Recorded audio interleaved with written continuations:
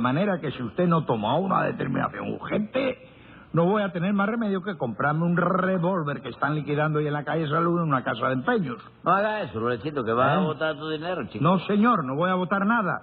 Porque como lo vea usted arrimarse a la puerta de mi cuarto nada más, le disparo. Ah, le bobería, chico. Cómpralo si quiere, que una hora antes de que tú me dispares ya me he disparado yo primero, chico. Venga acá, Tres Patines. Además lo van a robar, yo sé que va a leer revólver. ¿Sí? Fíjate que tiene un nudo en el cañón, muchacho, con eso no mata a nadie. Mire, ¿será posible que usted provoque así a un hombre lleno de ira que está amenazándolo con entrarle a tiro?